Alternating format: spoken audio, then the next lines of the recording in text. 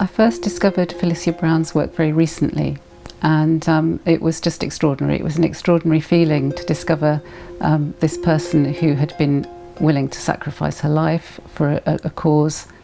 To think about her as coming from the receiving culture that my father came into as a refugee. She was part of the kind of network that saved his life. Who was Felicia Browne? That's a very interesting question. You know, without her archives, she may have never been considered as an artist, but we have her archives in the Tate archive, and we have her story of who she was. Felicia Browne was born in London in 1904 in a relatively prosperous middle-class family. She went to the Slade School to study art in the 1920s, but probably the main turning point in her life was in 1928 when she went to study sculpture in Berlin, because it coincided with the rise of Nazism, and she was drawn into the anti-fascist politics of that time. When Felicia Browne returned from Berlin, she joined the Communist Party, and she came under surveillance from MI5, who then monitored her career until her departure for Spain in 1936. Over 2,500 British men and women went to fight in the international brigades or serve in medical services in the Spanish Civil War. I think it's a British history in a way that really could be more acknowledged. You know, British people probably need to know more about the altruism that they showed at that particular period towards people who were really suffering and in trouble. I think it's a proud moment. Shortly after her arrival in Barcelona, the military rebellion against the elected government of the Spanish Republic took place.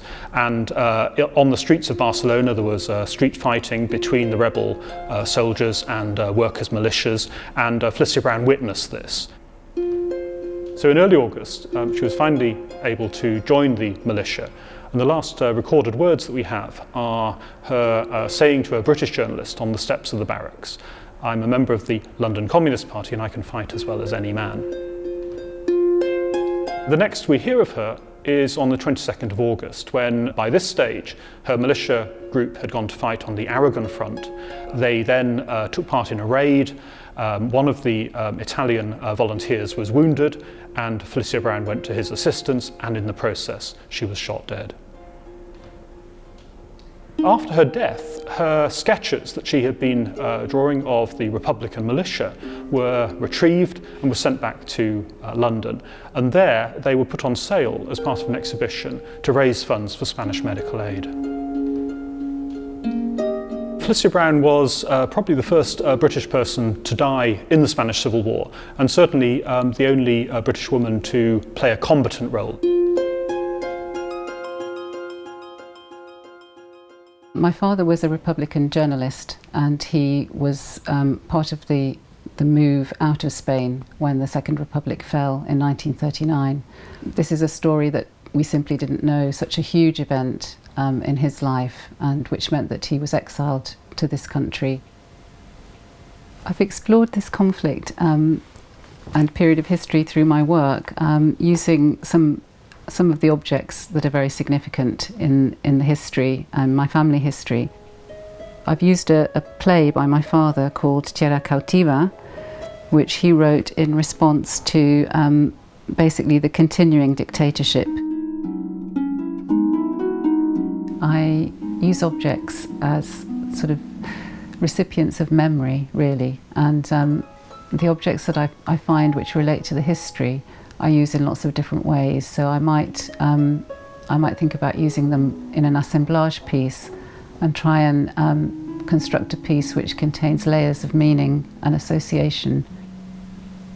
And I might also take an object like a suitcase and look at the traces of wear and tear on a suitcase and think about the history that it's passed through and the things that it's contained. And then I quickly realised that a lot of the power of the suitcase was to do with the textures and the kind of damage. And so then what I did was actually start to make some painterly responses when I was thinking about landscape and the landscape of exile, which are what these paintings are about. I do see these objects as an archive. I think I'm amassing something which is happening quite intuitively without perhaps too much expectation of what might happen to them in the future, because I'm very conscious of how temporal things are anyway.